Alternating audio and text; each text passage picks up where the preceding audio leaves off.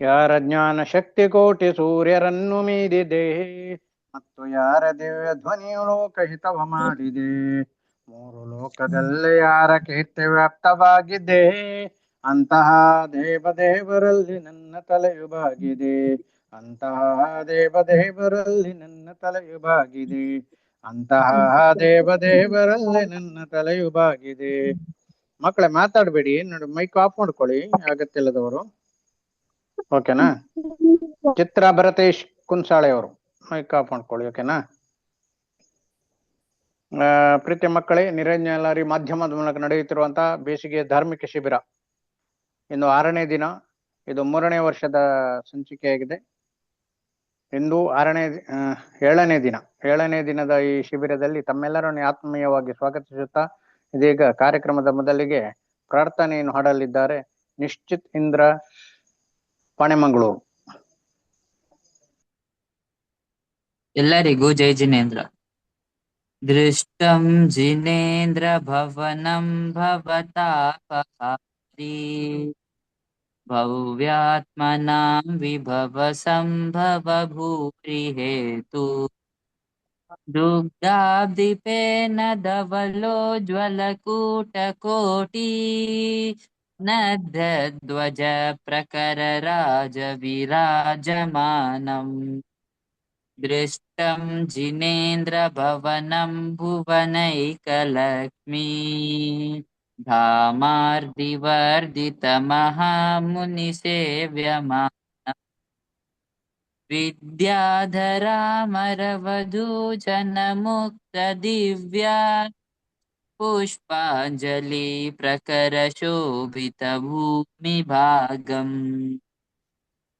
दृष्टं जिनेन्द्र भवनं भवनादिवासा विख्यातनागगणिका गणगीयमानम् नानामणि प्रचय भासुररश्मिजाला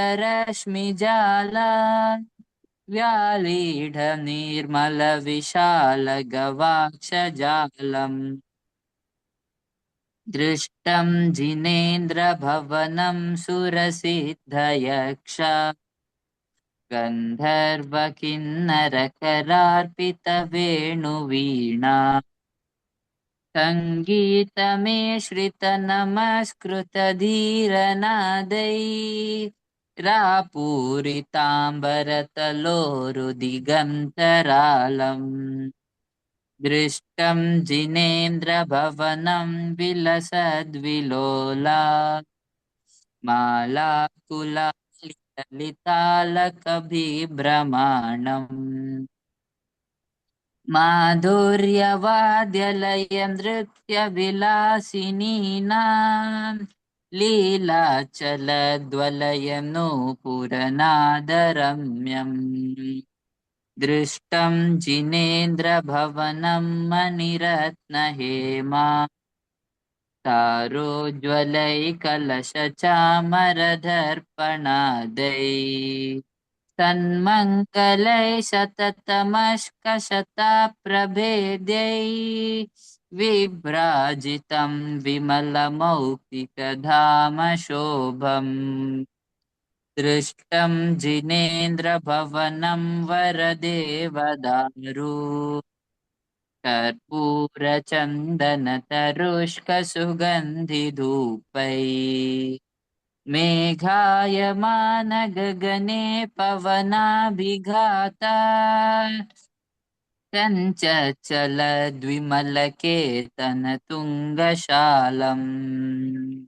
दृष्टं जिनेन्द्र भवनं धवलातपत्रा छायानिमग्नतनुयक्षकुमारवृन्दै दोधूयमानसितचामरपङ्क्तिभासम् भामण्डलद्युतियुत प्रतिमाभिरामम्. दृष्टं जिनेन्द्र भवनं विविध प्रकारा पुष्पोपहार रमणीय सुरत्नभूमि नित्यं वसन्ततिलकश्रियमादधानम् तन्मङ्गलं सकलचन्द्रमुनीन्द्रवन्द्यम् दृष्टं मयाद्यमणिकाञ्चनचित्रतुङ्गा सिंहासनादिजिनबिम्बविभूतियुक्तम् चैत्यालयं यदतुलं परिकीर्तितं मे तन्मङ्गलं सकलचन्द्रमुनीन्द्रवन्द्यम् तन्मङ्गलं सकलचन्द्रमुनीन्द्रवन्द्यम् ॐ ह्रीं अर्हं त्रिभुवनजिनभवनं दृष्ट्वा ಶ್ರೀಪ್ರದಕ್ಷಿಣಂ ಕುರ್ಯಾತ್. ಎಲ್ಲರಿಗೂ ಜೈ ಜಿನೇಂದ್ರ.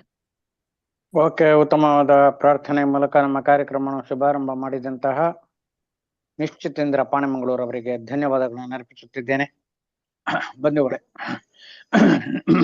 ನಿರಂಜನಲಹರಿ ಮಾಧ್ಯಮದ ಮೂಲಕ ನಾವು ಅನೇಕ ಕಾರ್ಯಕ್ರಮಗಳನ್ನು ಹಮ್ಮಿಕೊಳ್ಳುತ್ತಿದ್ದು, ಅದರಲ್ಲಿ ಧಾರ್ಮಿಕ ಶಿಬಿರ, ಇದು 3ನೇ ವರ್ಷದ ಧಾರ್ಮಿಕ ಶಿಬಿರ. ಇಂದು 7ನೇ ದಿನದ ತರಗತಿ ನಡೆಯಲಿದೆ. ಆಕ್ಚುಲಿಯಾಗಿ ಇಂದು ಕೊನೆ ಆಗ್ಬೇಕಿತ್ತು, ಆದ್ರೆ ನಾಳೆಯೂ ಕೂಡ ಒಂದು ದಿನ ಹೆಚ್ಚುವರಿಯಾಗಿ ನಾವು ಶಿಬಿರವನ್ನು ನಡೆಸ್ತಾ ಇದ್ದೇವೆ. ನಾಳೆಯೂ ಕೂಡ ತಾವುಗಳು ಮುಖ್ಯವಾಗಿ ಮಕ್ಕಳು, ಪೋಷಕರು ಮುಖ್ಯವಾಗಿ ಭಾಗವಹಿಸಲೇಬೇಕು ನಾಳೆಯ ಕಾರ್ಯಕ್ರಮದಲ್ಲಿ. ಹಾಗಾದ್ರೆ ಮಾತ್ರ ಎಲ್ಲರಿಗೂ ಸರ್ಟಿಫಿಕೇಟ್ ಕೊಡಲಾಗುವುದು, ನಾಳೆ ಭಾಗವಹಿಸಿದವರಿಗೆ ಎಲ್ಲರಿಗೂ. ಓಕೆನಾ ಮಕ್ಕಳ?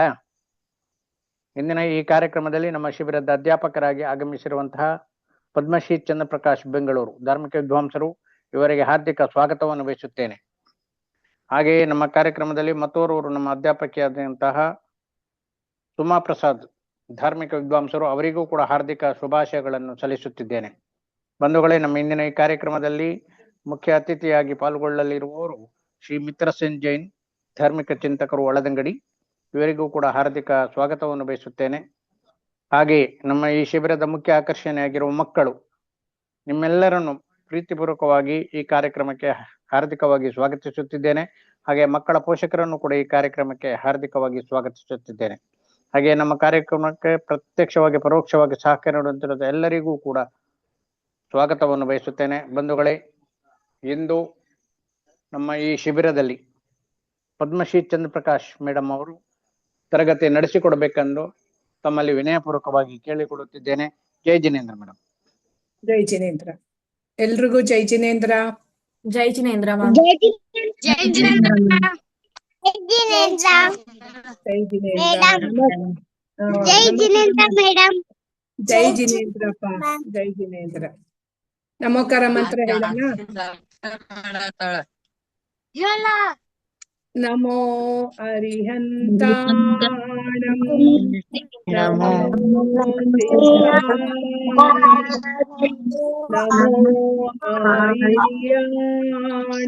ಆರ್ಯಾಣಂ ನಮೋ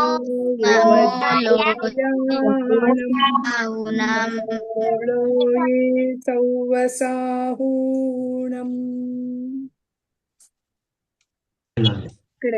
ಇವತ್ತು ನಾನು ಹಬ್ಬಗಳು ಅಂದ್ರೆ ನಮ್ಮ ಜೈನರಲ್ಲಿ ಬರುವಂತಹ ಹಬ್ಬಗಳು, ಅಂದ್ರೆ ನಾವು ಜೈನರಲ್ಲಿ ಹಬ್ಬ ಅಂತ ಹೇಳಲ್ಲ, ಪರ್ವಗಳು ಅಂತ ಹೇಳ್ತೀವಿ. ನಿಮಗೆ ಗೊತ್ತಾಗ್ಲಿ ಅನ್ನೋ ಉದ್ದೇಶಕ್ಕೆ ಹಬ್ಬ ಅನ್ನೋ ಪದನ ನಾನು ಮೊದಲು ಹೇಳಿದೆ. ಜೈನರು ಆಚರಿಸುವಂತ ಪರ್ವಗಳ ಬಗ್ಗೆ ಇವತ್ತು ನಾನು ಸಂಕ್ಷಿಪ್ತವಾಗಿ ನಿಮ್ಗೆ ವಿಚಾರವನ್ನ ತಿಳಿಸ್ಕೊಡೋದಿಕ್ಕೆ ಪ್ರಯತ್ನ ಪಡ್ತೀನಿ. ಮೊದಲನೇದಾಗಿ ಪರ್ವ ಅಂದ್ರೆ ಏನು ಅನ್ನೋದನ್ನ ನಾವು ತಿಳ್ಕೊಬೇಕು. ಜೈನ ಸಂಸ್ಕೃತಿನಲ್ಲಿ ಪರ್ವ ಅಂತ ಅಂದ್ರೆ ಹಬ್ಬ, ಈಗ ಮುಂಚೆನೆ ಹೇಳ್ದಂಗೆ. ಅಂದ್ರೆ ಇಲ್ಲಿ ಏನಿರುತ್ತೆ ಅಂತ ಅಂದ್ರೆ, ಪರ್ವದಲ್ಲಿ ನಾವೇನನ್ನ ಆಚರಣೆ ಮಾಡ್ತೀವಿ ಅಂತ ಅಂದ್ರೆ, ಧಾರ್ಮಿಕವಾಗಿ, ಪೌರಾಣಿಕವಾಗಿ, ಆಧ್ಯಾತ್ಮಿಕ ಹಿನ್ನೆಲೆಯಿಂದ ನಾವು ಉಪವಾಸ, ಸ್ವಾಧ್ಯಾಯ, ಜಪ, ಧ್ಯಾನ, ತಪ ಇವುಗಳನ್ನ ನಾವು ಆಚರಣೆ ಮಾಡ್ತೀವಿ. ಸಾಮಾನ್ಯವಾಗಿ ನಾವು ಹಬ್ಬಗಳು ಅಂದ್ರೆ ಏನಂತ ಅನ್ಕೊಂತಿದೀವಿ, ಹೊಸ ಬಟ್ಟೆ ಹಾಕೊಳೋದು, ಸ್ನಾನ ಮಾಡೋದು, ಹೊಸ ಬಟ್ಟೆ ಹಾಕೊಳೋದು, ಒಳ್ಳೊಳ್ಳೆ ರುಚಿಯಾದಂತ ಅಡುಗೆನ ಮಾಡೋದು, ಅದನ್ನ ಊಟ ಮಾಡೋದು, ನೆಂಟರೆಲ್ಲ ಒಟ್ಟಿಗೆ ಸೇರೋದು, ಸಂತೋಷದಿಂದ ಅವತ್ತು ಕಾಲ ಕಳೆಯೋದು, ಇದನ್ನ ನಾವು ಹಬ್ಬ ಅಂತ ಆಚರಿಸ್ತೀವಿ ಅಲ್ವಾ. ನಮ್ಮ ಮನೆಗಳಲ್ಲಿ ಇದೇ ರೀತಿಯಾಗಿ ನಾವು ಆಚರಿಸ್ತೀವಿ. ಆದ್ರೆ ಜೈನರಲ್ಲಿ ಆಚರಿಸುವಂತ ಈ ಪರ್ವಗಳಲ್ಲಿ ಒಂದು ಹಿನ್ನೆಲೆ ಇರುತ್ತೆ. ಆ ಹಿನ್ನೆಲೆಗೆ ತಕ್ಕಂತೆ ನಾವು ಆ ಪರ್ವನ ಆಚರಣೆ ಮಾಡ್ತೀವಿ. ಈಗ ಏನು ಅಂದ್ರೆ ಮೂಲತಃ ನಾವೇನ್ ಮಾಡ್ತೀವಿ, ನಾವು ಜೈನರಲ್ಲಿ ಹಬ್ಬನ ಆಚರಿಸ್ಬೇಕಾದ್ರೆ ಅಲ್ಲಿ ಬೇರೆಯವ್ರಿಗೆ ಪರೋಪಕಾರ ಮಾಡುವಂಥದ್ದು, ಹಾಗೆ ಉತ್ಸವ, ಧರ್ಮ ಪ್ರಭಾವನೆ ಮಾಡುವಂಥದ್ದು, ಪ್ರಚಾರ ಅಂದ್ರೆ ನಮ್ಮ ಜೈನ ಧರ್ಮದ ಪ್ರಚಾರ ಮಾಡುವಂಥದ್ದು, ಉಪನ್ಯಾಸಗಳನ್ನ ಏರ್ಪಡಿಸುವಂಥದ್ದು, ಈ ರೀತಿಯಾಗಿ ನಾವು ಆಚರಿಸುವಂಥದ್ದಕ್ಕೆ ಪರ್ವ ಅಂತ ಹೇಳ್ತೀವಿ. ಈಗ ಮೊದಲನೇದಾಗಿ ನಾವು ಆಚರಿಸುವಂತಹ ಪರ್ವ ವರ್ಷದ ಮೊದಲನೇದಲ್ಲಿ ಸಾಮಾನ್ಯವಾಗಿ ನೀವು ಮೊನ್ನೆ ಎಲ್ಲ ಆಚರಣೆ ಮಾಡಿದ್ದೀರಾ ಅಲ್ವಾ, ಉಗಾದಿ ಹಬ್ಬನ. ಹೊಸ ವರ್ಷ ಅಂತ ನಾವು ಅದನ್ನ ಹಿಂದೂಗಳ ಪ್ರಕಾರ ಅದನ್ನ ಹೇಳ್ತೀವಿ. ಆ ಹೊಸ ವರ್ಷದ ಚೈತ್ರ ಮಾಸದ ಆ ಶುದ್ಧ ಪಾಡ್ಯದ ದಿನ ನಾವೇನ್ ಮಾಡ್ತೀವಿ, ಆರಂಭದ ದಿನ ಚಂದ್ರಮಾನ ಯುಗಾದಿ ಅಂತ ಹೇಳಿ ನಾವು ಅದನ್ನ ಆಚರಣೆನ ಮಾಡ್ತೀವಿ. ಅಂದ್ರೆ ಬೆಳಗ್ಗೆ ಎದ್ದಿದ ತಕ್ಷಣ ನಾವು ಶುಚಿಭೂತರಾಗಿ ದೇವಸ್ಥಾನಕ್ಕೆ ಹೋಗ್ತೀವಿ, ಭಗವಂತನ ದರ್ಶನ ಮಾಡೋದಿಕ್ ಹೋಗ್ತೀವಿ. ಮೊದಲನೇದಾಗಿ ಶ್ರೀಮುಖ ದರ್ಶನ ಅಂತ ಹೇಳ್ತೀವಿ ಅದಕ್ಕೆ ನಾವು. ಫಸ್ಟ್ ಬೆಳಗ್ಗೆ ನಾವ್ ಎದ್ದೋರೆ ಅವತ್ತಿನ ದಿನ ಏನ್ ಮಾಡ್ಬೇಕು, ಚೈತ್ರ ಮಾಸ ನಮ್ಗೆ ಒಂದು ಹೊಸ ವರ್ಷನ ತಂದ್ಕೊಡುತ್ತೆ. ಯುಗಾದಿ ಅಂತ ಅಂದ್ರೇನೆ ನಾವು ಒಂದು ಸಿಂಪಲ್ ಆಗಿ ತಿಳ್ಕೊಬೇಕು ಅಂದ್ರೆ ಪ್ರಕೃತಿ ಅದನ್ನ ನಮ್ಗೆ ಸೃಷ್ಟಿ ಮಾಡ್ಕೊಡುವಂತ ಹಬ್ಬ. ಯಾಕೆಂದ್ರೆ ನೋಡಿ, ಅಲ್ಲಿವರೆಗೂ ಬೇಸಿಗೆನಲ್ಲಿ ಎಲ್ಲ ಎಲೆಗಳೆಲ್ಲ ಮರದಲ್ಲಿ ಉದ್ರೋಗ್ಬಿಟ್ಟು ಹೊಸ ಚಿಗುರನ್ನ ನಾವು ನೋಡ್ತೀವಿ. ಅವಾಗ ಆ ಚಿಗುರು ಬಂದು ಹೊಸವಾದಂತ ವಾತಾವರಣನೇ ಅಲ್ಲಿ ಪ್ರಕೃತಿನಲ್ಲಿ ಸೃಷ್ಟಿಯಾಗುತ್ತೆ. ಆ ಒಂದು ವಾತಾವರಣದ ಯುಗದ ಆದಿಯೇ ಆ ರೀತಿಯಾದಂತ ಪ್ರಕೃತಿ ನಮ್ಗೆ ಸಂತೋಷದಾಯಕವಾದಂತ ವಾತಾವರಣವನ್ನ ಸೃಷ್ಟಿ ಮಾಡುತ್ತೆ. ನೋಡಿ, ನಾವು ಭಕ್ತಾಂಬರ ಶ್ಲೋಕದಲ್ಲೂ ಕೇಳಿರ್ತೀವಿ ನಾವು, ಆ ಕೋಗಿಲೆ ಯಾವಾಗ ಮಾವಿನ ಚಿಗುರನ್ನು ತಿನ್ನುತ್ತದೆಯೋ ಆಗ ಅದಕ್ಕೆ ಹಾಡೋದಿಕ್ಕೆ ಗಂಟಲಿನಲ್ಲಿ ಸ್ವರಗಳು ಉತ್ಪತ್ತಿ ಆಗ್ತವೆ. ಆ ಚಿಗುರನ್ನ ತಿಂದಾಗ ಮಾತ್ರ. ಅಲ್ಲಿವರೆಗೂ ನೀವು ಕೋಗಿಲೆ ಒಂದ್ ಸ್ವಲ್ಪ ಹಾಡೋದನ್ನ ಕೇಳಿರಲ್ಲ ನೋಡಿ. ಉಗಾದಿ ಹಬ್ಬ ಹತ್ರ ಬರ್ತಾ ಇದ್ದಂಗೆ ಕೋಗಿಲೆ ಧ್ವನಿ ಈಗ್ಲೂ ಕೇಳ್ತಾ ಇದೆ ಬೆಳಗ್ಗೆ ಎದ್ರೆ ನಿಮ್ಗೆಲ್ರಿಗೂ. ಆ ಎಲೆನ ಯಾವಾಗ ಚಿಗುರು ಎಲೆ ಬರುತ್ತೆ ಅದನ್ನ ತಿಂದಾಗ ಅದಕ್ಕೆ ಆ ಸ್ವರ ಬರುತ್ತೆ. ಪ್ರಕೃತಿನಲ್ಲೇ ಆ ಸೃಷ್ಟಿನ ಆ ಪ್ರಕೃತಿನೇ ಸೃಷ್ಟಿ ಮಾಡ್ಕೊಂಡ್ಬಿಟ್ಟಿದೆ ಆ ರೀತಿಯಾಗಿ. ಅಂತಹ ಒಂದು ಪ್ರಕೃತಿನಲ್ಲಿ ನಾವೇನ್ ಮಾಡ್ತೀವಿ, ಹೊಸ ವರ್ಷ ನಮಗೆ ಪ್ರಾರಂಭ ಆಯ್ತು ಅಂತ ಹೇಳಿ ನಮ್ಗೆ ವರ್ಷ ಎಲ್ಲ ಒಳ್ಳೇದಾಗ್ಬೇಕು, ಭಗವಂತನ ಫಸ್ಟ್ ನಾವೇನ್ ಅನ್ಕೊಬೇಕು, ಪ್ರತಿದಿನ ನಮ್ಗೆ ಭಗವಂತನ ದರ್ಶನ ಆಗ್ಬೇಕು, ನಮ್ಮ ಆತ್ಮ ಕಲ್ಯಾಣ ಆಗ್ತಾ ಇರ್ಬೇಕು, ನಾವು ಧರ್ಮ ಮಾರ್ಗದಲ್ಲಿ ನಡಿಬೇಕು ಅನ್ನೋ ಒಂದು ಧ್ಯೇಯನ ಇಟ್ಕೊಂಡು ಏನ್ ಮಾಡ್ತೀವಿ, ಶ್ರೀಮುಖ ದರ್ಶನವನ್ನ ಅವತ್ತು ನಾವು ಮಾಡ್ತೀವಿ. ಪಂಚಾಂಗ ಶ್ರವಣವನ್ನ ಓದ್ತಾರೆ ಅವತ್ತು ದೇವಸ್ಥಾನಗಳ ಬಸದಿಗಳಲ್ಲಿ. ಪಂಚಾಂಗ ಶ್ರವಣ, ಈ ವರ್ಷ ಈ ರೀತಿಯಾಗಿ ಮಳೆ ಬರುತ್ತೆ, ಬೆಳೆ ಬರುತ್ತೆ, ಈ ರೀತಿ ಅನಾವೃಷ್ಟಿ ಅತಿವೃಷ್ಟಿ ಎಲ್ಲ ಇರುತ್ತೆ ಅನ್ನೋದು ನಮ್ಗೆ ಏನೇನ್ ಆಗುತ್ತೆ ಅನ್ನೋದನ್ನ ವರ್ಷ ಪೂರ್ತಿ ಆಗುವಂಥದ್ದನ್ನ ನಮ್ಗೆ ಅಲ್ಲಿ ತಿಳಿಸ್ಕೊಡ್ತಾರೆ. ಅದ್ರ ಬಗ್ಗೆ ಅಧ್ಯಯನ ಮಾಡಿದಂತಹ ಶಾಸ್ತ್ರಗಳು ಅದನ್ನ ನಮಗೆ ತಿಳಿಸ್ಕೊಡ್ತಾರೆ. ಅಂದ್ರೆ ನಾವು ಅವತ್ತಿನ ದಿನ ಏನ್ ಮಾಡ್ತೀವಿ, ಹೊಸ ಫಲವನ್ನ ಭಗವಂತನಿಗೆ ಅರ್ಪಿಸ್ತೀವಿ. ನಮಗೂ ಮೋಕ್ಷ ಫಲವನ್ನು ಕೊಡಪ್ಪ ಅಂತ ಹೇಳಿ ಹೊಸದಾಗಿ ಬಂದಿರುವಂತ ಮಾವಿನ ಫಲವನ್ನ ನಾವು ಅವತ್ತು ಸಾಮಾನ್ಯವಾಗಿ ಭಗವಂತರಿಗೆ ಏರಿಸ್ತೀವಿ. ನಾವೆಲ್ಲ ಮುಂಚೆ ನಮ್ಮ ಅಜ್ಜಿಯವರೆಲ್ಲ ಇದ್ದಾಗ, ನಾವು ಚಿಕ್ಕವರಿದ್ದಾಗ ಏನ್ ಮಾಡೋರು, ಬೆಳಗ್ಗೆ ಎದ್ದಿದ ತಕ್ಷಣನೇ ಭಗವಂತನ ದರ್ಶನನೇ ಆಗ್ಬೇಕು ಅಂತ ರಾತ್ರಿನೇ ನಮಗೆ ಬಾಹುಬಲಿ ಸ್ವಾಮಿ ಫೋಟೋನ ತೆಗೆದಿಟ್ಬಿಟ್ಟಿರೋರು. ಇನ್ನು ನಮಗ್ ಕಣ್ಣೇ ಬಿಡಿಸ್ತಿರ್ಲಿಲ್ಲ ಅವರು. ಎದೇಳಿ ಅಂತ ಹೇಳಿ ಎಚ್ಚರ ಮಾಡ್ಬಿಟ್ಟು ಕಣ್ಬಿಡು, ಫಸ್ಟ್ ದೇವ್ರ ದರ್ಶನ ನೋಡು ಅಂತ ಅಂದು ಆ ಫೋಟೋನ ತೋರ್ಸೋರು. ಅದನ್ನ ತೋರಿಸಿ ಎದೇಳ್ಸೋರು ನಮ್ಗೆ ಅವತ್ತು ಉಗಾದಿ ಹಬ್ಬದ ದಿನ ಒಂದಿನ ಮಾತ್ರ. ಯಾಕೆಂದ್ರೆ ಹೊಸ ವರ್ಷ ನಮ್ಗೆ ಭಗವಂತನ ಮಾರ್ಗದಲ್ಲೇ ನಾವು ನಡಿಬೇಕು ಅನ್ನೋ ಉದ್ದೇಶ ಅದಾಗಿತ್ತು. ಈ ರೀತಿಯಾಗಿ ನಾವು ಹೊಸ ವರ್ಷ ಹಿರಿಯರಿಂದ ಆಶೀರ್ವಾದನ ಪಡ್ಕಂತೀವಿ, ನಮ್ಗೆಲ್ಲ ಒಳ್ಳೇದಾಗ್ಲಿ ಅಂತ ಅಂದು. ಈ ರೀತಿಯಾಗಿ ನಾವು ಉಗಾದಿ ಹಬ್ಬನ ಆಚರಣೆ ಮಾಡ್ತೀವಿ. ಎರಡನೇದ್ ಬಂದು ಅದಾಗ್ತಿದ್ದಂಗೆ ನಮಗ್ ಬರುವಂತದ್ದು ಮಹಾವೀರ ಜಯಂತಿ. ನೀವೆಲ್ಲ ಆಚರಣೆ ಮಾಡಿದೀರಾ ಅಲ್ವಾ? ಮೊನ್ನೆ ಮಹಾವೀರ ಸ್ವಾಮಿ ಜನ್ಮ ಮಹೋತ್ಸವವನ್ನ ನೀವೆಲ್ರು ಕೂಡ ಆಚರಣೆ ಮಾಡಿದೀರಾ. ನಿಮ್ ಊರಲ್ಲಿ ಎಲ್ರು ಮಾಡಿದ್ರಿ ಅಲ್ವಾ? ಹೋಗಿದ್ರ ಎಲ್ಲ ಬಸದಿಗೆ ಹೋಗಿದ್ರ? ಮಹಾವೀರ ಭಗವಂತರಿಗೆ ನೀವೆಲ್ಲ ಅವತ್ ಅಭಿಷೇಕ ಆಗೋದನ್ನೆಲ್ಲ ನೋಡ್ಕೊಂಡ್ ಬಂದಿದ್ದೀರಾ ಅಲ್ವಾ? ಹಾಗೆ ಮಹಾವೀರ ಸ್ವಾಮಿ ಎಲ್ಲಿ ಹುಟ್ಟಿದ್ದವ್ರು ಅನ್ನೋದ್ ಗೊತ್ತಾ ನಿಮ್ಗೆ ಯಾರಿಗಾದ್ರು? ಅವ್ರ ಜನ್ಮವಾದಂತ ಸ್ಥಳ ಯಾವ್ದು ಅಂತ? ಕುಂಡಲಪುರ. ಕುಂಡಲಪುರ. Very good. ಕುಂಡಲಪುರ. ಅವ್ರ ತಂದೆ ಯಾರು ಅನ್ನೋದು ಗೊತ್ತಾ?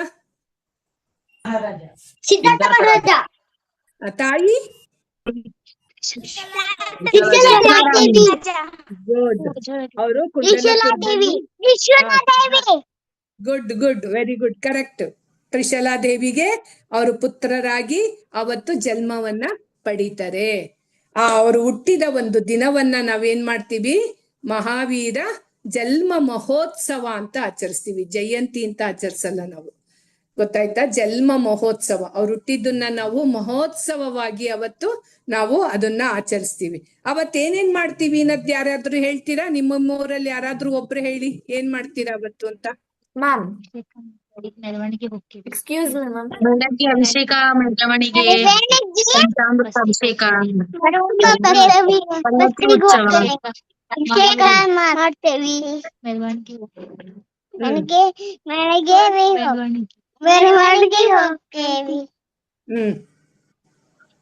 ಆಮೇಲೆ ಇನ್ನೇನ್ ಮಾಡೋದು?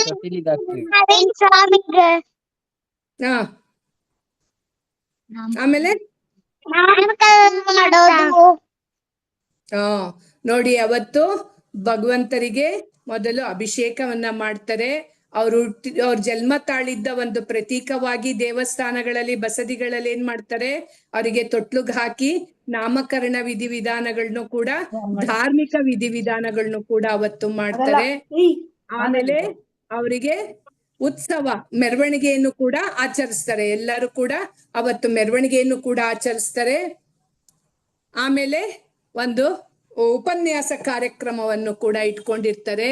ಸಾಂಸ್ಕೃತಿಕ ಕಾರ್ಯಕ್ರಮಗಳನ್ನು, ಅಂದ್ರೆ ಮಹಾವೀರ ಸ್ವಾಮಿಯ ಬಗ್ಗೆ ನಾವೆಲ್ಲರೂ ಕೂಡ ಹೆಚ್ಚಿನ ವಿಚಾರಗಳನ್ನ ತಿಳ್ಕೊಂಡು ಅವ್ರು ಏನ್ ನಮ್ಗೆ ಉಪದೇಶ ಕೊಟ್ಟಿದ್ರು, ಆ ಉಪದೇಶದಂತೆ ನಾವು ನಡೆಯೋದಿಕ್ಕೆ ಯಾವ್ಯಾವ ರೀತಿ ನಮ್ಗೆ ವಿಷಯಗಳು ಬೇಕು, ಅದನ್ನೆಲ್ಲವನ್ನು ಕೂಡ ಅವತ್ತಿನ ದಿನ ನಾವು ಆಚರಿಸೋದಿಕ್ಕೆ ಪ್ರಯತ್ನ ಪಡ್ತೀವಿ ಅಲ್ವಾ? ಅವ್ರೆಲ್ಲಿ ಹುಟ್ಟಿದ್ರು, ಹೇಗಾಯ್ತು ಅವ್ರ ಜನ್ಮ ಕಲ್ಯಾಣ, ಅವ್ರಿಗೆ ಏನ್ ನಾಮಕರಣ ಮಾಡಿದ್ರು, ಅವ್ರಿಗೆ ಯಾವ ಹೆಸರಿಟ್ರು, ಆಮೇಲೆ ಅವ್ರನ್ನ ಮೆರವಣಿಗೆನಲ್ಲಿ, ಪಂಚಕಲ್ಯಾಣದಲ್ಲಿ ಹೇಗೆ ಮೆರವಣಿಗೆನಲ್ಲಿ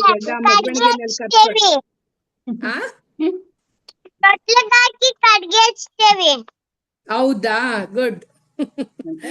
ಅವ್ರನ್ನ ಮೆರವಣಿಗೆನಲ್ಲಿ ಹೇಗೆ ಕರ್ಕೊಂಡು ಹೋದ್ರು, ಇವನ್ನೆಲ್ಲವನ್ನು ಕೂಡ ನಾವು ಸಂಭ್ರಮದಿಂದ ಅವತ್ತು ಆಚರಿಸ್ತೀವಿ. ಅವ್ರು ಉಪದೇಶ ಕೊಟ್ಟಂಗೆ ದಾನ ಧರ್ಮ ಇವನ್ನೆಲ್ಲ ಮಾಡ್ಬೇಕು ಅಂತ ಹೇಳಿ ಅವತ್ತು ಎಷ್ಟೋ ಊರುಗಳಲ್ಲಿ ಮೆಡಿಕಲ್ ಚೆಕಪ್ ಇಡ್ತಾರೆ, ರಕ್ತದಾನ ಶಿಬಿರಗಳನ್ನ ಮಾಡ್ತಾರೆ, ಆಮೇಲೆ ಸಿಹಿನ ಹಂಚ್ತಾರೆ. ಈ ರೀತಿಯಾಗಿ ಆಸ್ಪತ್ರೆಗಳಿಗೆ ಹೋಗಿ ರೋಗಿಗಳಿಗೆ ಹಣ್ಣು ಹಂಪಲಗಳನ್ನ ಕೊಡ್ತಾರೆ. ಆಮೇಲೆ ಪ್ರಾಣಿ ಪಕ್ಷಿಗಳು ಏನಾದ್ರೂ ಅವ್ರನ್ನ ಬಂಧನದಲ್ಲಿಟ್ಟಿದ್ರೆ ಅವನ್ನ ಬಿಡಿಸೋರು ಬಿಡಿಸ್ತಾರೆ. ಆಮೇಲೆ ಪ್ರಾಣಿಗಳಿಗೆ ಆಹಾರವನ್ನ ಕೊಟ್ಟು ಬರ್ತಾರೆ.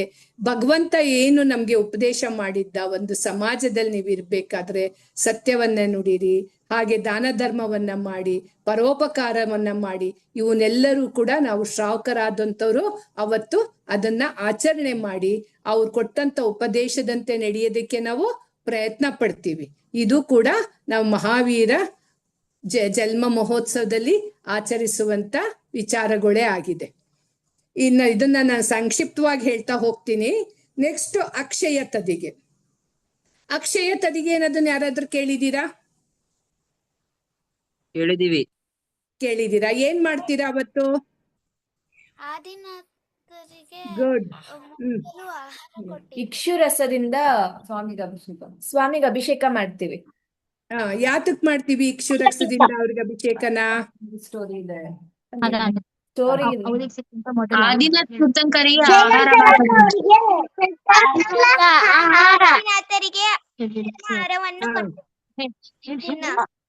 ಆದಿನಾಥ ಸ್ವಾಮಿಗೆ ಮೊದಲನೇ ಸಲ ಆಹಾರವಾದಂತ ದಿನ ತಿಳ್ಕೊಂಡಿದ್ದೀರಾ ಮಕ್ಕಳೇ? ನೀವು ಕೇಳಿ ಸಂತೋಷ ಆಯ್ತು. ಭಗವಂತರಿಗೆ ಆದಿನಾಥ ಸ್ವಾಮಿಗೆ ಏನಾಯ್ತು, ಅವ್ರ ತಪಸ್ಸನ್ನ ಆಚರಿಸಿದ್ಮೇಲೆ ಅವ್ರಿಗೆ 6 ತಿಂಗಳು ಆಹಾರಕ್ಕೋಸ್ಕರ ಇದ್ ಮಾಡಿದ್ರು, ಎಲ್ಲೂ ಕೂಡ ಅವ್ರಿಗೆ ಆಹಾರ ಸಿಗದಿಲ್ಲ. ಆಗ ಅವರು ಆ ತದಿಗೆ ದಿನ, ಅವತ್ತಿನ ದಿನ ಏನಾಗುತ್ತೆ, ಆದಿನಾಥರಿಗೆ ಮೊದಲನೇ ಸಲ ಅವ್ರಿಗೆ ಹಸ್ತಿನಾಪುರದಲ್ಲಿ ಶ್ರೇಯಾಂಸ ರಾಜ ಮತ್ತೆ ಅವ್ರ ಅಣ್ಣ ಸೋಮಪ್ರಭ ಏನ್ ಮಾಡ್ತಾರೆ, ಇಕ್ಷು ರಸವನ್ನ ಆಹಾರವಾಗಿ ನೀಡ್ತಾರೆ ಅವ್ರಿಗೆ. ಆ ಆಹಾರ ಕೊಟ್ಟಂತ ದಿನನ ನಾವೇನ್ ಮಾಡ್ತೀವಿ, ಅಕ್ಷಯ ತದಿಗೆ ಅಂತ ಹೇಳಿ ಆ ಪರ್ವನ ನಾವು ಆಚರಣೆ ಮಾಡ್ತೀವಿ. ಅಂದ್ರೆ ಅವತ್ತು ನಾವು ಆಹಾರ ದಾನವನ್ನ ಮಾಡ್ಬೇಕು. ಯಾರ್ಗೆ? ಫಸ್ಟ್ ಮುನಿಗಳಿಗೆ. ನಿಮ್ಮ ಊರಿನ ಹತ್ತಿರ ಯಾರ್ ಮುನಿಗಳಿರ್ತಾರೆ ಅವ್ರಿಗೆ ಹೋಗಿ ಅವತ್ತು ನೀವು ಆಹಾರ ದಾನವನ್ನ ಕೊಟ್ರೆ ಅದರಷ್ಟು ಅತಿಶಯ ಪುಣ್ಯ ಇನ್ಯಾವುದೂ ಇಲ್ಲ ಆ ದಿನ ನೀವು ಕೊಟ್ರೆ. ಆದ್ರೆ ಈಗೆಲ್ಲ ಏನಾಗ್ಬಿಟ್ಟಿದೆ, ವ್ಯವಹಾರದಲ್ಲಿ ಏನ್ ಮಾಡ್ತಿದ್ದಾರೆ ಎಲ್ರೂ, ಅಕ್ಷಯ ತೃತೀಯ ಬಂದ್ರೆ ವಿಪರೀತ ಅಡ್ವರ್ಟೈಸ್ಮೆಂಟ್ಗಳು ಬರ್ತವೆ ಟಿವಿನಲ್ಲಿ, ಇದ್ರೊಳಗೆಲ್ಲ ಚಿನ್ನ ಕೊಂಡ್ಕೊಬೇಕು, ಬೆಳ್ಳಿ ತೆಕ್ಕೊಬೇಕು, ಮನೆಗ್ ನೀವು ಅದನ್ನ ತಂದ್ರೆ ನಿಮ್ಗೆ ಅದು ಅಕ್ಷಯ ಆಗ್ತಾ ಹೋಗುತ್ತೇನ ಒಂದು ಮಿಥ್ಯಾ ವಿಷಯವನ್ನ ನಮ್ಗೆಲ್ರಿಗೂ ಕೂಡ ಹೇಳ್ತಾ ಇದ್ದಾರೆ. ಆದ್ರೆ ಜೈನ ಧರ್ಮದಲ್ಲಿ ಏನ್ ಹೇಳಿದ್ದಾರೆ, ಅವತ್ತು ನೀವು ದಾನವನ್ನ ಮಾಡ್ಬೇಕು. ನೀವು ಹೆಚ್ಚು ಹೆಚ್ಚು ದಾನ ಮಾಡಿದಷ್ಟು ನಿಮ್ಗೆ ಹೆಚ್ಚು ಹೆಚ್ಚು ಪುಣ್ಯ ಬಂದು ನಿಮ್ಗೆ ಅದು ಅಕ್ಷಯ ಆಗ್ತಾ ಹೋಗುತ್ತೆ. ಅದಕ್ಕೆ ಅದನ್ನ ಅಕ್ಷಯ ತದಿಗೆ ಅಂತ ಹೇಳೋದು. ನೀವ್ಯಾರು ಕೂಡ ಆ ರೀತಿಯಾದಂತ ಮೌಢ್ಯಗಳಿಗೆ ಒಳಗಾಗ್ಬೇಡಿ, ಆಯ್ತಾ? ನೀವು ನಮ್ಮ ಜೈನ ಧರ್ಮದಲ್ಲಿ ಹೇಳಿರುವಂತ ಭಗವಂತರಿಗೆ ಆಹಾರ ದಾನವನ್ನು ಮಾಡುವಂತ ದಿನ ಅದಾಗಿದೆ. ಆದಿನಾಥ ತೀರ್ಥಂಕರಿಗೆ ಆಹಾರವಾದಂತ ದಿನ. ಆ ದಿನವನ್ನ ನಾವು ದಾನದ ರೂಪದಲ್ಲಿ ಹಬ್ಬವನ್ನ ಆಚರಿಸ್ಬೇಕು, ಆಯ್ತಾ? ಇನ್ನ ನೆಕ್ಸ್ಟ್ ಶ್ರುತ ಪಂಚಮಿ. ಶ್ರುತ ಪಂಚಮಿ ಅನ್ನೋದನ್ನ ಕೇಳಿದೀರಾ ನೀವೆಲ್ಲ? ಕೇಳಿದೀರಾ? ಏನಾಗುತ್ತೆ ಅವತ್ತು? ಸರಸ್ವತಿ ಪೂಜಾ. ಪುಸ್ತಕಗಳಿಗೆ ಪೂಜೆ ಆಗುತ್ತೆ. ಪೂಜೆ ಮಾಡೋದು. ಶಾಸ್ತ್ರವನ್ನು ಮೊದಲ ಸಲ ಇಪ್ಪಿಭದ್ರ ಮಾಡಿದ ದಿವಸ ಶಾಸ್ತ್ರಗಳನ್ನ ಪೂಜೆ ಮಾಡೋದು. ಯಾರು ಹೇಳ್ತಾ ಇರೋದನ್ನ? ದೊಡ್ಡವರು ಉತ್ತರ ಕೊಡ್ಬೇಡಿ ದಯವಿಟ್ಟು, ದೊಡ್ಡವರು ಉತ್ತರ ಕೊಡ್ಬೇಡಿ, ಮಕ್ಕಳೇ ಉತ್ತರ ಕೊಡ್ಲಿ, ಆಯ್ತಾ? ಯಾರು ಹೇಳಿದ್ದದನ್ನ? ಶಾಸ್ತ್ರಗಳನ್ನ ಪೂಜೆ ಮಾಡೋದು. ಏನಕ್ ಮಾಡ್ತೀವಿ? ಶಾಸ್ತ್ರವನ್ನು ಇಪ್ಪಿಬದ್ಧವಾದ ದಿವಸ. ಅಂದ್ರೆ ನೋಡಿ, ಭಗವಂತರ ಮಹಾವೀರರು ನಮ್ಗೆ ಉಪದೇಶ ಕೊಟ್ಟಿದ್ಮೇಲೆ ಗೌತಮ ಗಣಧರರು ಅದನ್ನ ಹೇಳ್ತಾ ಬರ್ತಾರೆ. ಮುಂದೆ ಅದು ಶ್ರುತಕೇವಲಿಗಳು ಬಾಯಿಂದ ಬಾಯಿಗೆ ಮುನಿಗಳು ಆಚಾರ್ಯರಿಂದ ಕೇಳ್ತಾ ಇದ್ವಿ. ನಿಮ್ಗೆ ಅವತ್ತೇ ಶ್ರವಣರು ಅಂದ್ರೆ ಯಾರು ಅನ್ನೋದನ್ನ ಹೇಳಿದ್ರಲ್ವಾ ಮೇಡಮ್ ಅವತ್ತು? ಅಂದ್ರೆ ಕೇಳಿಸ್ಕೊಳೋ ಅಂತದನ್ನ ಮಾಡ್ತಾ ಬರ್ತಿದ್ವಿ.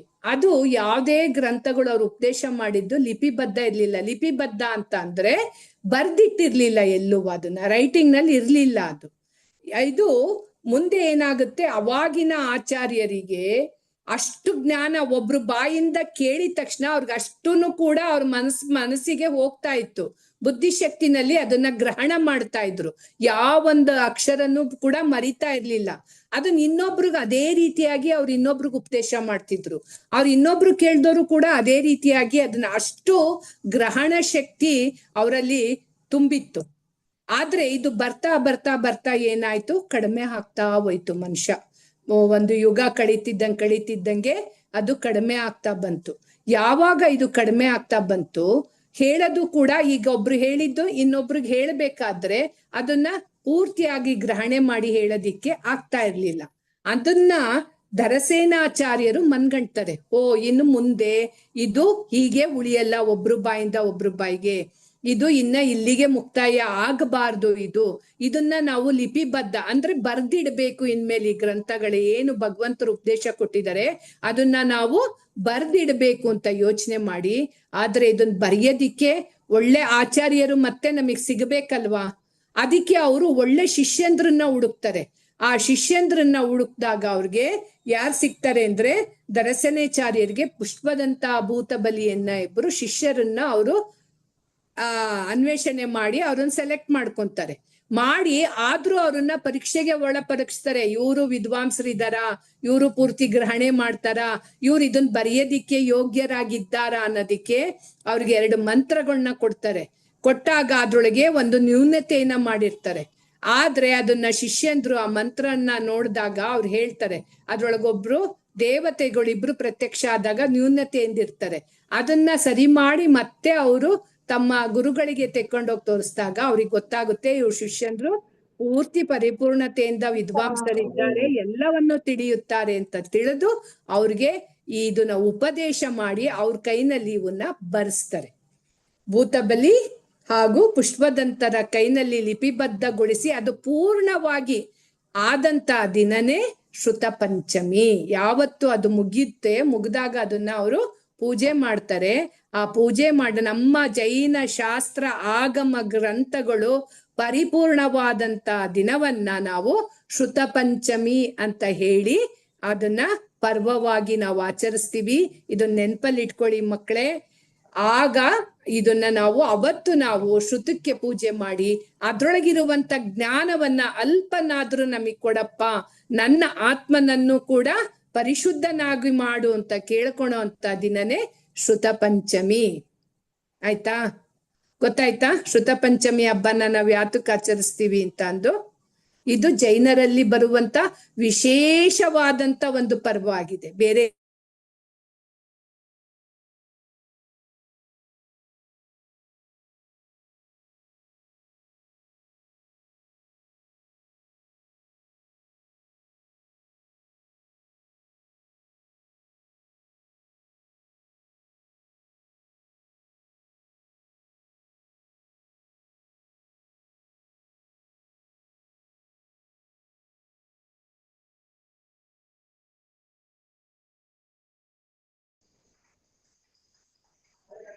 ಓಕೆ. ಮಿತ್ರಣ್ಣ ಹೇಳಿ. ಇದ್ದೇನೆ. ಜೈ ಜಿನೇಂದ್ರ. ವಿಡಿಯೋ ಆನ್ ಮಾಡ್ಕೊಳ್ಳಿ. Yes. ಅದರಲ್ಲೂ ದಶಲಕ್ಷಣದ ಸಂದರ್ಭದಲ್ಲಿ ರಾಜ್ಯಾದ್ಯಂತ ಬೇರೆ ಬೇರೆ ಕಡೆಗಳಲ್ಲಿ ಹೋಗಿ ದಶ ಧರ್ಮಗಳ ಬಗೆಗಿನ ಪ್ರವಚನಗಳನ್ನು ನೀಡುತ್ತಾ ಬಂದಿದ್ದಾರೆ. ಪೂಜೆ ಆರಾಧನೆಗಳಲ್ಲಿ ಗಾಯನವನ್ನು ಮಾಡುತ್ತಾರೆ. ಉತ್ತಮ ಗಾಯಕರು ಕೂಡ ಹೌದು, ಉತ್ತಮ ಸಂಘಟಕರು ಕೂಡ ಹೌದು. ಇದೀಗ ಶ್ರೀ ಮಿತ್ರ ಸಂಜಯ್ ನಳದಂಗಡಿಯವರು ಮಕ್ಕಳನ್ನು ಉದ್ದೇಶಿಸಿ ಮಾತನಾಡಬೇಕೆಂದು ಕೇಳಿಕೊಳ್ಳುತ್ತಿದ್ದೇನೆ.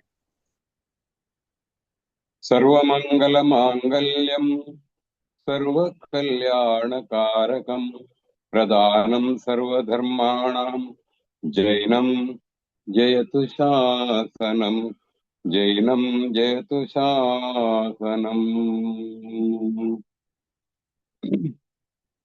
ಎಲ್ಲಾ ಪುಟಾಣಿಗಳಿಗೂ ಕೂಡ ಸಸ್ನೇಹ ಜೈ ಜಿನೇಂದ್ರಗಳು. ಪುಟಾಣಿಗಳೇ ಎಲ್ರು ಜೈ ಜಿನೇಂದ್ರ. ಜೈ ಜಿನೇಂದ್ರ. ಹಾಗೂ ನಿಮ್ಮ ಉಪನ್ಯಾಸಕರು ಯಾರಿದ್ದಾರೆ, ನಿಮ್ಗೆ ಜೈನ ಧರ್ಮವನ್ನು ಬೋಧಿಸುವಂತ ಇಬ್ಬರು ಕೂಡ ಇವತ್ತಿನ ಅಧ್ಯಾಪಕರಿಗೆ ಪ್ರೀತಿಪೂರ್ವಕ ಗೌರವಪೂರ್ವಕ ವಂದನೆಗಳು. ಜೈ ಜಿನೇಂದ್ರ. ಮಕ್ಕಳೇ, ಯಾಕೆ ಹೇಳಿದ್ರೆ ನೀವು ತುಂಬಾ ಆಸ್ತಿಯಿಂದ, ತುಂಬಾ ಪ್ರೀತಿಯಿಂದ ಈ ಧರ್ಮ ಬೋಧನೆ ಅಥವಾ ಈ ಶಿಬಿರದಲ್ಲಿ ಪಾಲ್ಗೊಳ್ತಾ ಇದ್ದೀರಿ. ನಿಮ್ಮ ಬದುಕು ಉಜ್ವಲವಾಗುತ್ತದೆ ಖಂಡಿತ. ಇದು ಯಾಕಂತ ಹೇಳಿದ್ರೆ ಒಂದು ಮಾತಿದೆ, ನಚೋರಹಾರ್ಯಂ ನ ಭ್ರಾತೃಭಾಗ್ಯಂ ನ ಚ ಭಾರಕಾರಿ ವ್ಯಯೇ ಕೃತೆ ವರ್ಧತೆ ಏವ ನಿತ್ಯಂ. ಯಾವುದು ಅಂತ ಹೇಳಿದ್ರೆ ಈ ನೀವು ಪಡ್ಕೊಳ್ಳುತ್ತಿರೋ ವಿದ್ಯೆಗಳು ಏನಿವೆ ಉಂಟಲ್ಲ, ನಚೋರಹಾರ್ಯಂ ಅಂದ್ರೆ ಯಾವ ಕಳ್ಳನಿಂದಲೂ ಇದನ್ನು ಅಪಹರಿಸಲಿಕ್ಕೆ ಸಾಧ್ಯ ಇಲ್ಲ. ನ ಭ್ರಾತೃಭಾಗ್ಯಂ ಅಂದ್ರೆ ನಿಮ್ಮ ಅಣ್ಣ ತಮ್ಮಂದಿರು ಇದನ್ನು ಪಾಲು ಮಾಡಿಕೊಳ್ಳಲಿಕ್ಕೆ ಸಾಧ್ಯ ಇಲ್ಲ. ನಚಭಾರಕಾರಿ, ನಿಮ್ಮ ಹತ್ರ ಒಳ್ಳೆ ಒಂದಷ್ಟು ಶಾಸ್ತ್ರವನ್ನು ಓದಿ ನೀವು ಶಾಸ್ತ್ರಿಗಳಾಗಿದ್ದೀರಿ ಅಥವಾ MA PhD ಇನ್ನಂತ ಡಾಕ್ಟರ್ ಆಗಿದ್ದೀರಿ, ಇದನ್ನು ನಿಮ್ಮಿಂದ ಯಾರು ಕದಿಲಿಕ್ಕೆ ಸಾಧ್ಯ ಇಲ್ಲ. ಮತ್ತೆ ನಚ ಭಾರಕಾರಿ, ನೀವು ಇದನ್ನು ಹೊತ್ತುಕೊಂಡು ನಡಿಬೇಕಾದ್ರೆ ಇದು ತುಂಬಾ ಕಷ್ಟ ಆಗುದಿಲ್ಲ, ಇದು ಭಾರ ಕೂಡ ಇಲ್ಲ. ಹಾಗೆ ವ್ಯಯೇ ಕೃತೆ ವರ್ಧತೆ ನಿತ್ಯಂ ಅಂದ್ರೆ ಈ ವಿದ್ಯೆಯನ್ನು ನೀವು ಇನ್ನೊಬ್ಬರಿಗೆ ಹಂಚಿದಾಗ, ಇನ್ನೊಬ್ಬರಿಗೆ ಕೊಟ್ಟಾಗ ಇದರಿಂದ ಇದು ಖರ್ಚಾಗುವುದಿಲ್ಲ, ಇದು ಮತ್ತಷ್ಟು ವೃದ್ಧಿ ಆಗುತ್ತದೆ ವಿನಃ ಇದು ಯಾವಾಗಲೂ ಕೂಡ ಖರ್ಚಾಗುವುದಿಲ್ಲ, ನಿಲ್ಲಾಗುವುದಿಲ್ಲ, ಇದರ ಸ್ಟಾಕ್ ಖತಮ್ ಆಗುವುದಿಲ್ಲ ಅಂತ ಹೇಳುವಂತ ಮಾತನ್ನು ನಚೋರಹಾರ್ಯಂ ನ ಭ್ರಾತೃಭಾಗ್ಯಂ ನಚಭಾರಕಾರಿ ವೇ ಕೃತೆ ವರ್ಧತೆ ನಿತ್ಯಂ.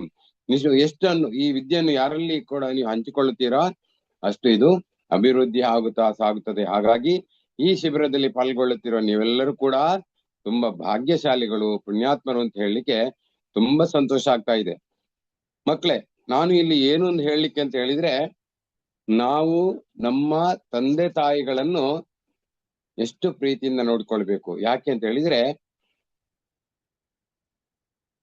ಉಪಾಧ್ಯಾಯನ್ ದಶ ಆಚಾರ್ಯ ಆಚಾರ್ಯಾತ್ ಶತಂ ಪಿತಃ ಪಿತೃನ್ ಮಾತಾ ಸಹಸ್ರೇನ ಗೌರವೇನ ಅತಿರಿಚ್ಯತೆ ಎಂಬುದಾಗಿ ಹೇಳಿದ್ದಾರೆ. ಅಂದ್ರೆ ಓರ್ವ ಉಪಾಧ್ಯಾಯರಿಗಿಂತ ಆಚಾರ್ಯರು ಅಂದ್ರೆ ಆಚರತಿ ಇತಿ ಆಚಾರ್ಯ, ಯಾರು ನಡೆದು ತೋರಿಸುವವರಿದ್ದಾರೆ ಆಚಾರ್ಯರಿದ್ದಾರಲ್ಲ, ಓರ್ವ ಉಪಾಧ್ಯಾಯರಿಗಿಂತ 10 ಪಟ್ಟು ಗೌರವಕ್ಕೆ ಮೇಲ್ಪಡುವವರು ಅಂತ ಹೇಳಿದ್ರೆ ಗುರುಗಳು, ಆಚಾರ್ಯರು.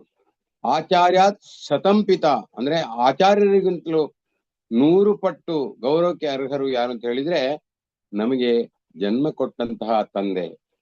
ಜನ್ಮ ಕೊಟ್ಟ ತಂದೆ ಆಚಾರ್ಯರಿಗಿಂತ 100 ಪಟ್ಟು ಹೆಚ್ಚಿನವರು. ಹಾಗೆ ಅವರಿಗಿಂತಲೂ ಹೆಚ್ಚು ಯಾರು? ನಮ್ಗೆ ಜನ್ಮ ಕೊಟ್ಟ ತಾಯಿ. ಸಹಸ್ರೇಣ ಗೌರವ ಅತಿರಿಚ್ಯತೆ ಅಂದ್ರೆ 1000 ಪಟ್ಟು ಗೌರವಕ್ಕೆ ಅರ್ಹಳು ಯಾರು ಅಂತ ಹೇಳಿದ್ರೆ ನಮಗೆ ಜನ್ಮ ಕೊಟ್ಟ ತಾಯಿ. ಯಾಕೆಂತ ಹೇಳಿದ್ರೆ ಮನೆಯ ಮೊದಲ ಪಾಠಶಾಲೆ, ಜನನಿ ತಾನೇ ಮೊದಲ ಗುರು. ನಾವು ಸಣ್ಣದಿರುವಾಗ ಅಮ್ಮ ಅಂತ ಹೇಳಲಿಕ್ಕೆ ಗೊತ್ತಿರ್ತದೆ, ಯಾರು ಕಲಿಸಿಕೊಡ್ಬೇಕು ಅಂತಿಲ್ಲ. ಯಾರಿಗೆಂತ ಹೇಳಿದ್ರೆ ಅಮ್ಮನನ್ನು ನಾವು ಮಾತಾಡ್ಲಿಕ್ಕೆ, ಅಮ್ಮನನ್ನು ಕರಿಬೇಕಾದ್ರೆ ಮಗುವಿಗೆ ಪ್ರಥಮ ಇದು ಯಾರು ಕಲಿಸಿಕೊಡ್ಬೇಕಂತ ಅಮ್ಮ ಅಂತ ಅದು ಆಟೋಮೆಟಿಕ್ ಆಗಿ ಕೂರ್ತದೆ. ಆದ್ರೆ ಅಪ್ಪ ಅಂತ ಹೇಳಲಿಕ್ಕೆ ತಾಯಿ ಕಲಿಸಿಕೊಡ್ಬೇಕು. ತಂದೆಯನ್ನು ಕರೆಯುವುದು ಹೇಗೆ? ಅಪ್ಪ ತಂದೆ ಅಂತ ಹೇಳಲಿಕ್ಕೆ ಕರೀಲಿಕ್ಕೆ ಅವಳು ನಮ್ಮ ಜನ್ಮದಾತೆಯಾದ ತಾಯಿಯೇ ಕೇಳಿಕೊಡ್ಬೇಕು. ಯಾಕೆಂತ ಹೇಳಿದ್ರೆ ತಾಯಿ ಅಂತ ಹೇಳುವಂತ ಸೊತ್ತು, ಅದಕ್ಕೆ ಬೆಲೆ ಕಟ್ಟಲಿಕ್ಕೆ ಸಾಧ್ಯ ಇಲ್ಲ. ಹೇಳಿದ್ದಾರೆ, ತಾಯಿಗಿಂತ ಬಂಧುವಿಲ್ಲ, ಉಪ್ಪಿಗಿಂತ ರುಚಿ ಇಲ್ಲ. ಕೇಳಿದ್ದೀರಾ ಮಕ್ಕಳೇ ಈ ಮಾತನ್ನು? ಕೇಳಿದ್ದೀರಾದ್ರೆ ಕೇಳಿ. ಕೇಳಿದ್ದೀವಿ ಸರ್. ಉಪ್ಪಿಗೆ ಇಲ್ಲ, ತಾಯಿ ಎಷ್ಟು ದೊಡ್ಡ ಬಂಧುಗಳು ಯಾರು ಇಲ್ಲ. ಯಾಕೆ ಹೇಳಿದ್ರೆ ನೀವು ತಾಯಿಗೆ ಏನು ಕೊಡದಿದ್ರು ಕೂಡ ತಾಯಿ